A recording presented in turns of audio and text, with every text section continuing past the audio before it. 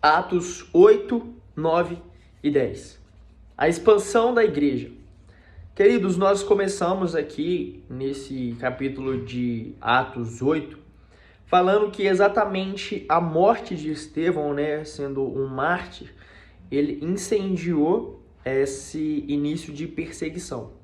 Esse início de perseguição à igreja aí, que foi se alastrando, foi começando, e tinha um principal carinha aí dessa perseguição, que era Saulo. Nós temos aqui também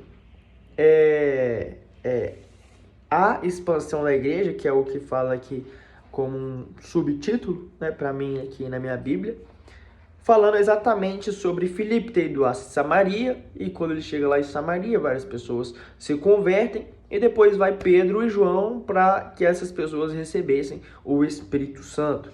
Então a gente vê que os discípulos de Jesus, os apóstolos, eles estavam trabalhando, né? Eles estavam tendo esse contato bem presente mesmo na vida dos novos cristãos, na vida dos crentes e no próprio evangelismo, né? Na própria disseminação da palavra de Deus. Nós temos também aqui em Atos 8 a história do eunuco com Filipe, que era um cara, né, uma pessoa importante, né, da Etiópia, que estava passando por Jerusalém, creio eu, e Filipe vê aquele homem, né, que estava lendo ali Isaías, e então Filipe ele vai até esse homem e Deus coordena ali a conversa entre os dois e tudo. Acaba que no final esse homem ele é batizado, ele aceita o Senhor, e Filipe teleportado para outro lugar. E eu achei isso muito bacana também, porque nós conseguimos ver exatamente esse capítulo 8, né? Nós conseguimos ver exatamente essa movimentação dos discípulos.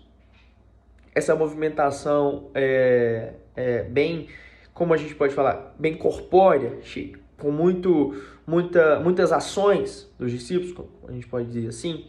Já que a gente está lendo Atos, né, dos apóstolos, nós vemos que os discípulos, os apóstolos, eles têm muitas ações acerca do reino de Deus. E nós vemos o reino de Deus progredindo, né, através da vida dessas pessoas. Nós aprendemos já em João que o reino de Deus, ele não é físico, ele não tem uma aparência exterior. Nós podemos ver o progresso do reino de Deus olhando para a vida das pessoas. E nós conseguimos ver o progresso do reino de Deus olhando para a vida de Filipe, né? Olhando para a vida de Pedro, de João. E Pedro vai ser um cara importante, né? Bem importante daqui para frente. Aqui em Atos 9, a gente começa a ver Saulo, né?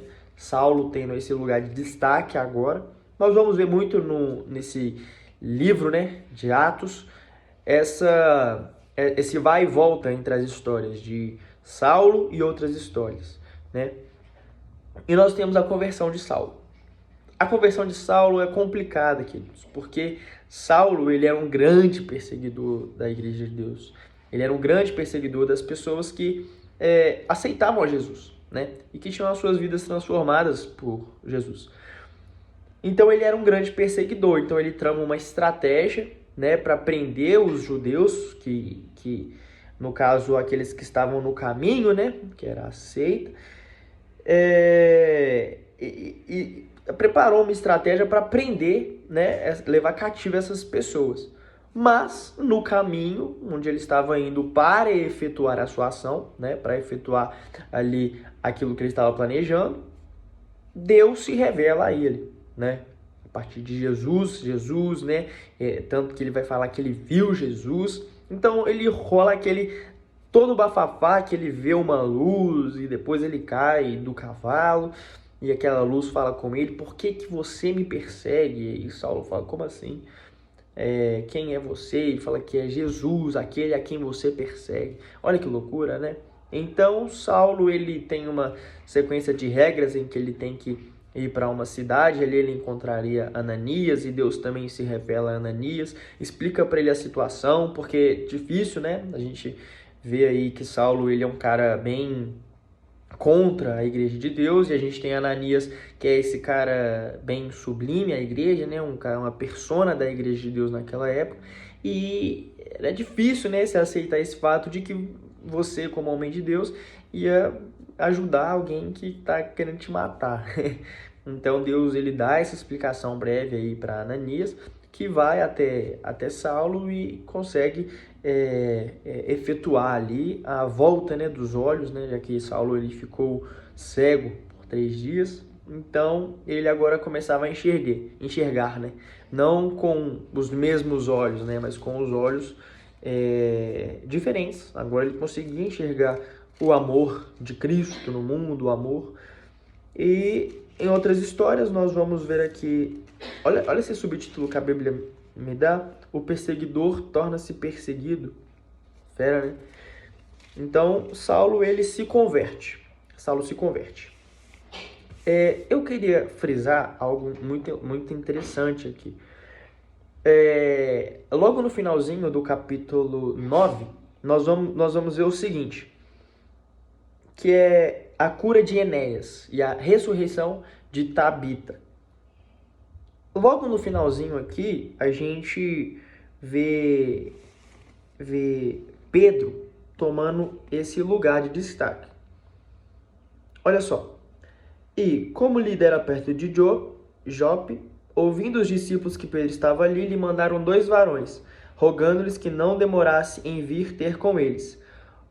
A Tabita estava morta, né? E os varões, os servos, né? Eles estavam correndo para chamar a atenção de Pedro para que eles fossem até a casa. Isso lembra muito uma história.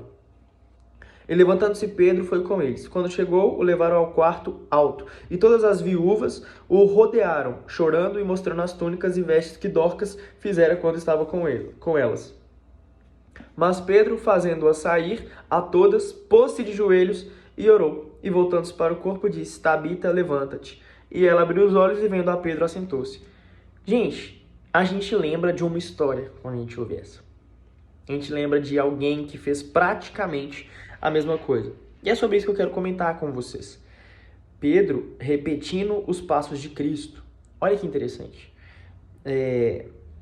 Parece que até a mesma história, né, daquele do conservo do templo, que ele corre, né, a filha de Jairo, que ele corre para falar com Jesus sobre a filha.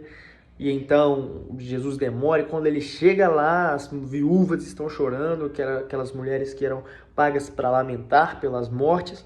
Então as viúvas estão chorando por causa da perda da menina, mas Jesus ele pede para que todos saiam e fique só eles ali, um círculo mais íntimo. E ele ora por aquela menina e ela se levanta. E Pedro repete a mesma coisa. E é isso que eu achei interessante. Pedro olhando para esse exemplo que Cristo é Pedro fazendo de Cristo um exemplo, fazendo das ações de Cristo ações de Pedro e dizendo: olha, eu faço isso porque eu vi o Senhor fazer, porque eu vi Jesus fazer. Esse é o diferencial. E é o que a gente tem que levar conosco, né? Logo depois nós temos o centurião Cornélio, que é uma história interessantíssima sobre gentios, judeus, e como Pedro ainda tinha aquela visão de que o cristianismo era para os judeus, Jesus era para os judeus. Mas Deus vem e se revela a ele através de uma visão dos animais sobre as impurezas, e Deus dá essa lição para ele. E quando ele chega para Cornélio, ele vê o resultado dessa visão, ele vê que as pessoas que estão de fora do povo judeu, estão fora de Jerusalém, elas estão sedentas por Cristo também. Elas também amam a Deus, elas também querem mais de Cristo e também podem aceitar a Jesus, podem ser batizadas como foram. Então Pedro ele tem esse abrir das visões, né? Como que Pedro estava fechado ainda nessa visão de que Deus, de que Jesus era só deles.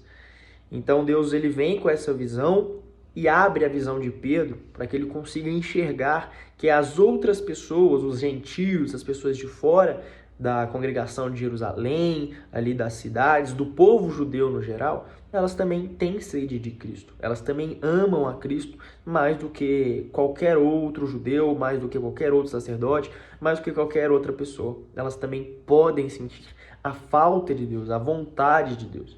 E é isso que eu achei muito, muito interessante. Beleza? Queridos, é isso. Atos 8, 9 e 10. Beleza? Vocês ficam com Deus, fiquem firmes na leitura e tamo junto.